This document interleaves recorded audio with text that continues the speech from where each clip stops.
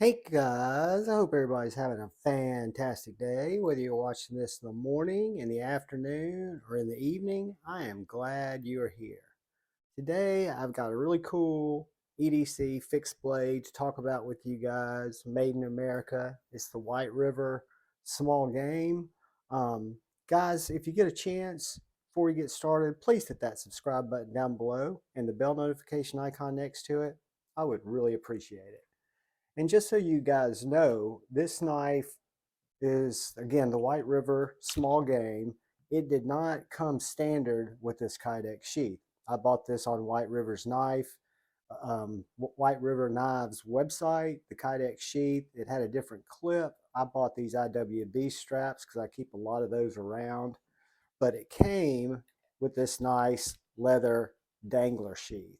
So some of you guys might prefer that, but when you get the knife from White River, it's going to come with this leather belt dangler strap. Um, I didn't have much of a use for it, but it's it's a good sheath. I just don't carry a knife traditionally like that. I like to carry it, either horizontally, scout carry style on my belt, or drop it in my pocket with an ulti clip or something like that. But this little knife, guys, is a fantastic little EDC knife. It is on the larger size of what I would carry comfortably as an EDC knife, but it's so thin and contoured that it really carries smaller than it feels, especially as a pocket dropper. But the White River small game is an S35 VN blade. It has USA S35 and the White River brand on the blade. Whoops, almost dropped it. Um, Nothing on the other side. And then this is the black micarta, which is a really deep, nice, rich micarta that I would say is probably a linen micarta because it's very fine grained. You do have this lanyard hole here in the butt of the knife in case you want to hook up a lanyard and a doodad. But for me, with a medium to large size hand, I get a perfect four-finger grip on that knife with room to spare. There's not much of a choke up space here. There is a little bit of a nice sharpening choil the way they've done that. If you can see there where the macrossos is and the plunge comes down, terminates right here, you've got all of this little area here as a sharpening choil. And this knife is very slicey. And again, I hate this Smoky Mountain Knife Works thin paper. Not because the knife's not sharp, it's because I'm just uncoordinated under this camera. But one thing about the small game is with the size of the blade, the thinness of the blade, it's very nimble. It's designed for a skinner. So if this was a little bit more, had a little bit more oomph to it, I could show you how maneuverable this knife is. Because of that thin blade, you can really get in and out of corners. But anyway, that's frustrating. And again, that's me, not the knife. Very slicey. But since it's called the small game, you would think that it would be set up so that you could make those detailed cuts if you're cleaning a trout or if you're cleaning fish or if you're cleaning, doves, duck, even big game, if you had to dress a deer or something like that. Or if you're living in an urban EDC jungle and you walk around and you open Amazon packages and you want to cut a vine that's growing up the side of your house, or you want to whittle a stick, or you want to, heaven forbid, use it as a deterrent. It's a good knife that has a very neutral grip that allows you many different ways to hold the knife. And then you've got this really nice contouring on these micarta scales that just really make for a comfortable in-hand small EDC fixed blade. Again, on the larger size of what I carry, and we'll look at a couple of size comparisons here in a second, but all things being considered, this is a fantastic knife and one that I've been very stoked to have. I can highly recommend it. I keep an eye out and look at other White Mountain knives. I would love, and they have a couple that are a little bit more tactical, but I would love for them to come up with a little smaller EDC knife, fixed blade. You know, and I know for knife companies, they know what their market wants, and people are, you know, typically that carry fixed blades are wanting larger knives, and I get it. It's just, I think they do just such a great job. And the presentation, when you get this knife, I did an unboxing. Gosh, it's been a long time ago, but you can find it in my videos. But it comes in a nice wooden box. Just a good presentation, nice knife, uh, really high end, what I consider nice materials, nice fit and finish between the scales and the tang. You have no displacement there. And then just what I would consider some of the nicest micarta scales that I've got on an EDC fixed blade. They just feel great in the hand. Let's do a couple of quick size comparisons with this knife.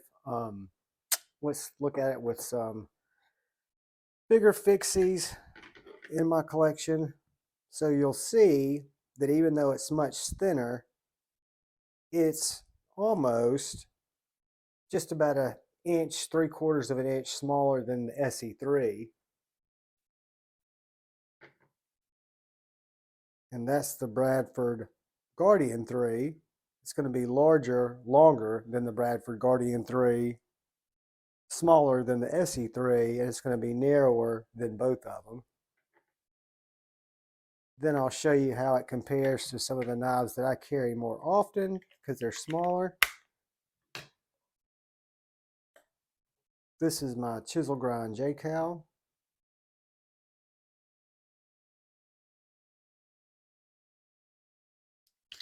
And this is my little Jacob Creates Chickadee.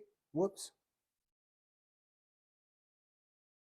So you'll see that those are both, you know, much smaller knives.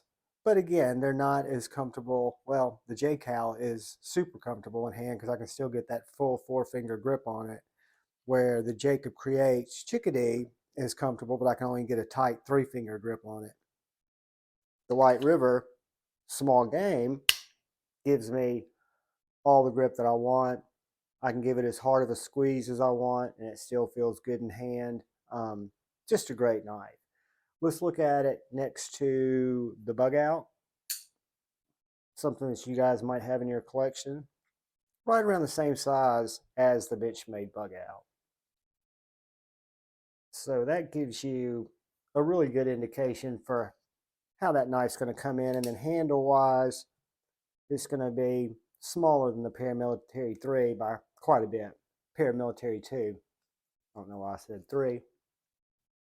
But anyways, guys, let's get a couple of measurements on this.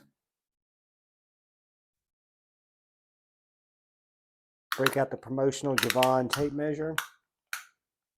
You'll see that this knife is 7 1/4, a little bit over 7 1/4 inches long. The blade is coming in at 3 inches. The handle 4 1/4. Cutting edge right at 3 inches.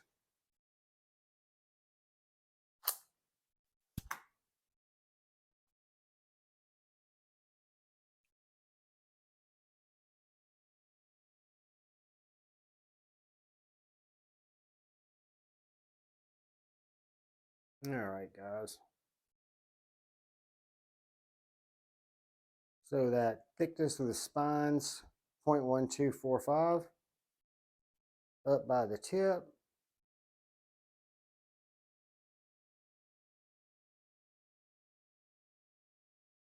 0.028. Behind the edge.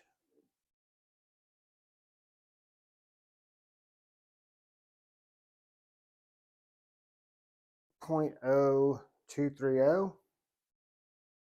And the thickest part of that handle, where it swells, you're at 0.688. And the narrowest part is 0.47. So to me, that kind of translates to a very nice sized handle, nice sized knife. Not a heavy package.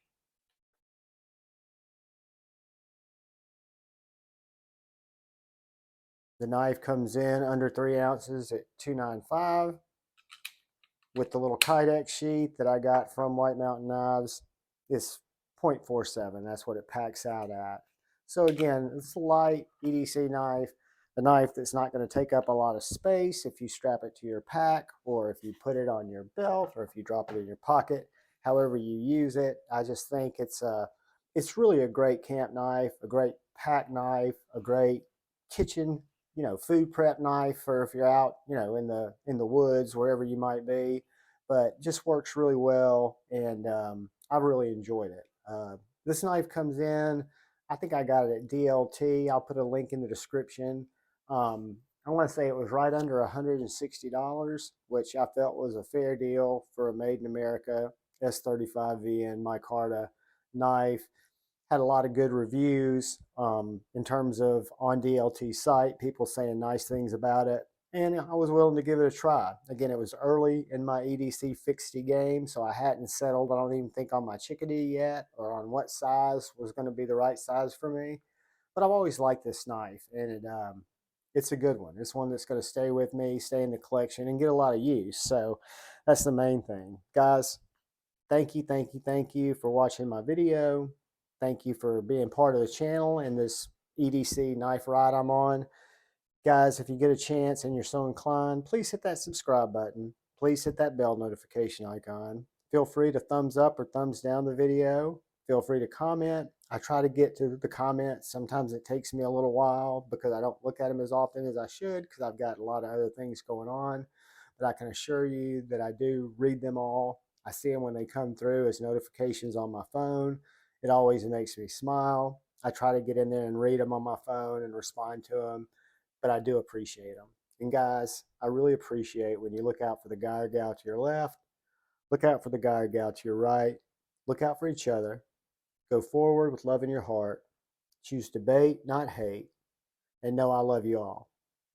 Peace.